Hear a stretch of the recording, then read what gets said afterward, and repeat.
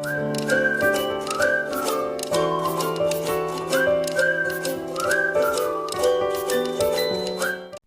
friends, welcome to my YouTube channel Marker Point. In this video we will discuss angle between two points. इससे पहले हम lecture 1 में equation of lines पढ़ चुके हैं. Lecture 2 में हम एंगल बिटवीन टू लाइंस पढ़ने वाले हैं. Before starting please subscribe this channel if you are new to this channel. Okay, देखते हैं क्या कहता है. अगर हमें दो लाइनें गिवन है, ये लाइन से आप फेमिलियर हैं. इन लाइनों में देखो, ये ऊपर वाले जो पॉइंट्स होते हैं A1, A2, A3, ये पॉइंट्स इस लाइन के ऊपर लाई करते हैं और डिनोमिनेटर में B1, B2, B3 क्या होते हैं, इनकी डायरेक्शंस. ये देखो, अगर ये दो लाइंस हैं हमारे पास, ठीक है.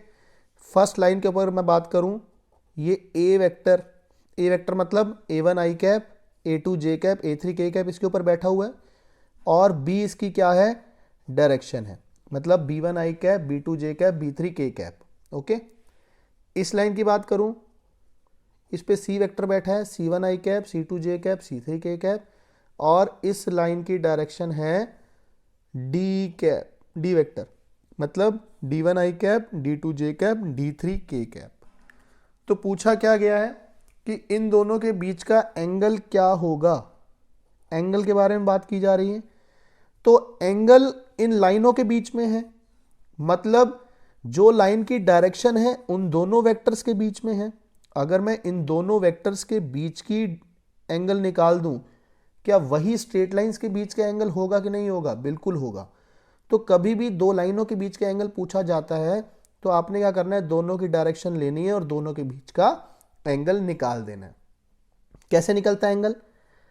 तो जो एंगल वेक्टर बी और डी के बीच का होगा वही हमें चाहिए है. चलो देखते हैं. तो हम जानते हैं ए मतलब कोई भी दो वेक्टर मान लेते हैं. चलो, B dot D is equal to mod B mod D cos of theta होता है कि नहीं? बिल्कुल होता है. तो कॉस थीटा कितना हो गया, B dot D upon mod of B mod of D. Agree करते हो सब इस बात से?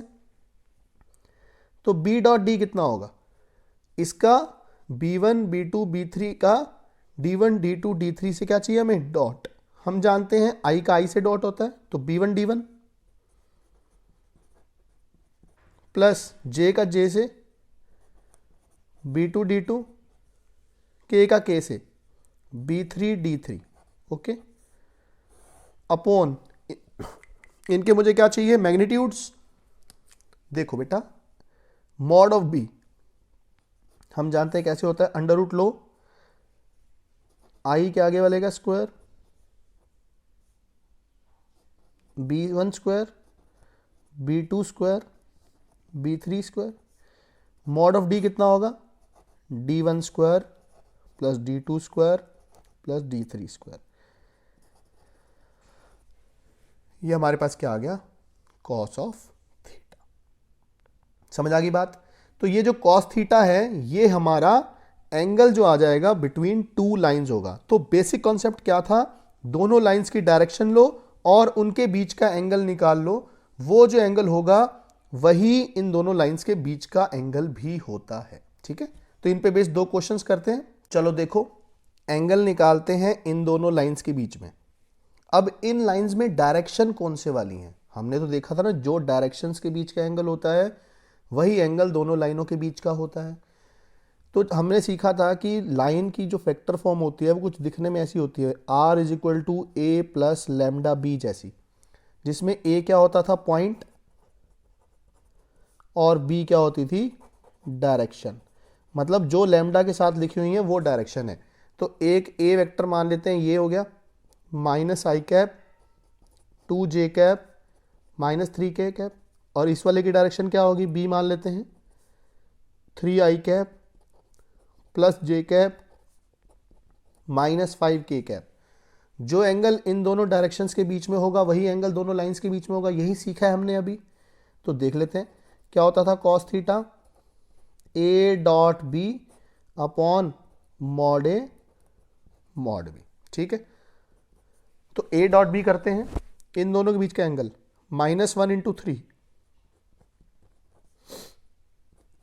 2 इंटू 1, -3 इंटू -5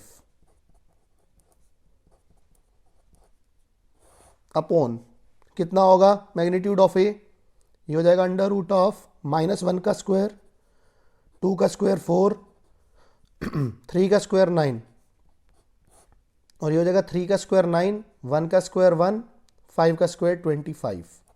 देख लेते हैं कितना आएगा सॉल्व करके।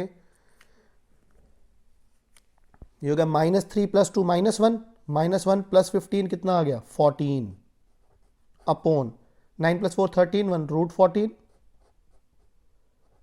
और ये कितना आ गया 25, 26, 26 और 9 35।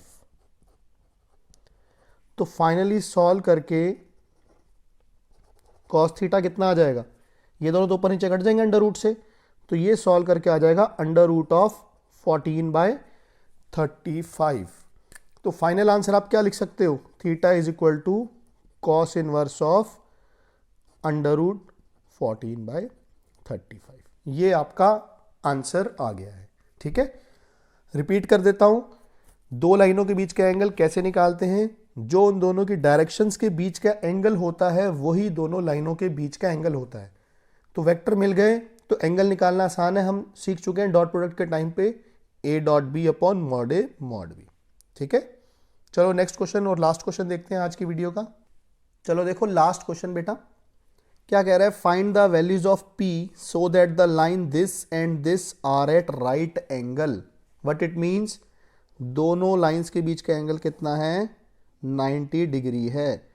इट मीन्स अगर इसकी डायरेक्शन को A बोल दूं, इसकी डायरेक्शन को B बोल दूं, तो A.B कितना होगा 0, क्योंकि दो वेक्टर्स जिनके बीच का एंगल 90 डिग्री होता है उनका डॉट प्रोडक्ट कितना होता है 0 होता है, ये हम सब जानते हैं।